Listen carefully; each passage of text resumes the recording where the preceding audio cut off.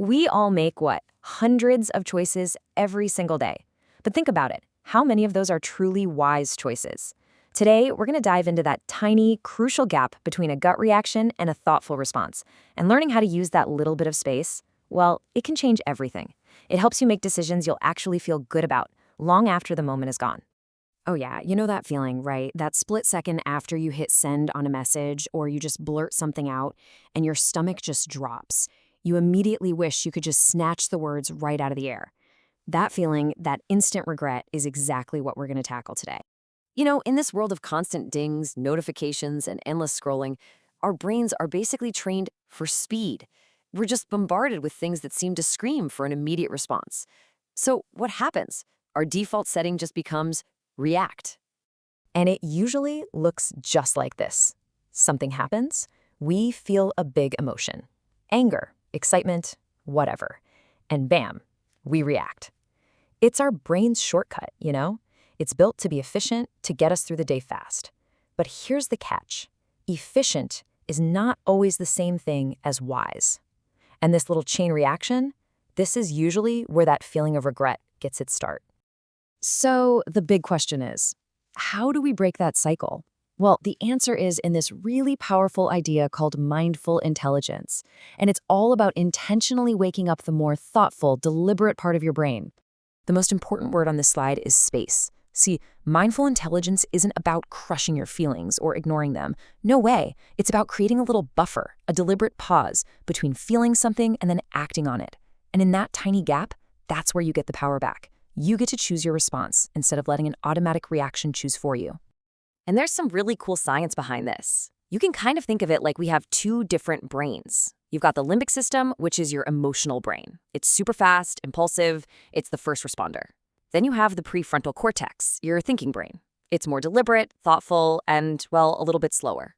The whole goal here is to give your thinking brain a moment to catch up to that initial emotional rush. And the best part? This is a skill. The more you practice pausing, the stronger that connection to your thinking brain gets. It's just like building a muscle. Okay, so let's get practical. How do we actually do this? We're going to break down two of the most powerful tools you can have in your toolkit, the pause and the ripple effect. Now, this probably looks familiar, right? It's almost the same as that first chain reaction we talked about, but with one absolutely game-changing addition, the pause. That conscious moment where you just stop. You take a breath. You create that space we've been talking about. This simple, tiny action is how you take the steering wheel back from your impulsive emotional brain. So when you pause, what's literally happening inside your head? You're giving your prefrontal cortex, your thinking brain, the time it needs to boot up and get in the game. It's like flipping a switch that brings your wisest, most thoughtful self into the conversation. Now for that second tool. So you've paused. Now what? What are you supposed to think about in that moment? This is where you consider the ripple effect. It's such a powerful mental image, isn't it? It reminds you that no choice, no matter how small it seems, ever happens in a vacuum. It always spreads outward. All right, all this theory is great, but let's see what it looks like in the real world. We're going to follow a quick story about someone named Sarah who finds herself in a super common, super tricky situation. And here we go, the group chat. A meme pops up. And you know the kind, it's kind of funny, maybe, but it's definitely at someone else's expense. We've all seen this play out. You can almost feel that magnetic pull to react instantly, right? To drop a laughing emoji to show you get the joke. And boom, there's the internal conflict. One part of Sarah feels that social pressure to fit in, to just be part of the group and laugh along. But then there's this other part, that little knot in her stomach, that feeling of discomfort that's trying to tell her something isn't quite right. And this is the moment of power. Instead of just caving to the pressure or ignoring that uncomfortable feeling, Sarah does something different. She pauses. She actually acknowledges that feeling, and then she immediately thinks about the ripples. What happens if I join in? What happens to the person in the meme? What happens if I say nothing? And here's what happens after that pause. She makes a wise choice. It's not some big dramatic stand, but it's incredibly intentional. She just chooses not to add fuel to the fire and instead gently steers the conversation somewhere else. She created a positive ripple instead of a negative one.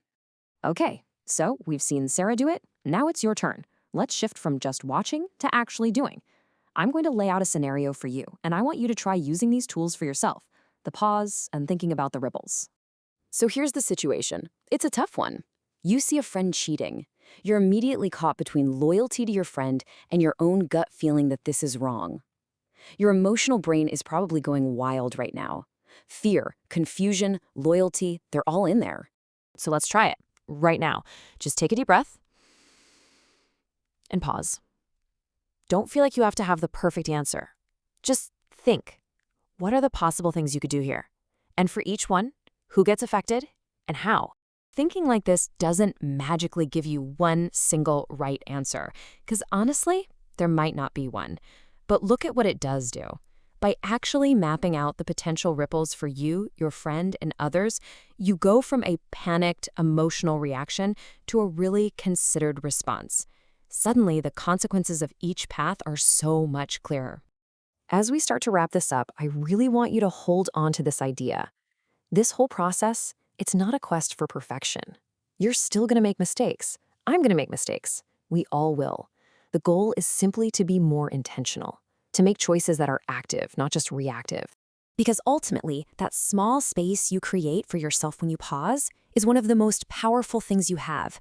It's where you find the freedom to choose an action that actually lines up with the person you want to be. So the next time you feel that rush, that pressure to react instantly, what choice will you make in that space?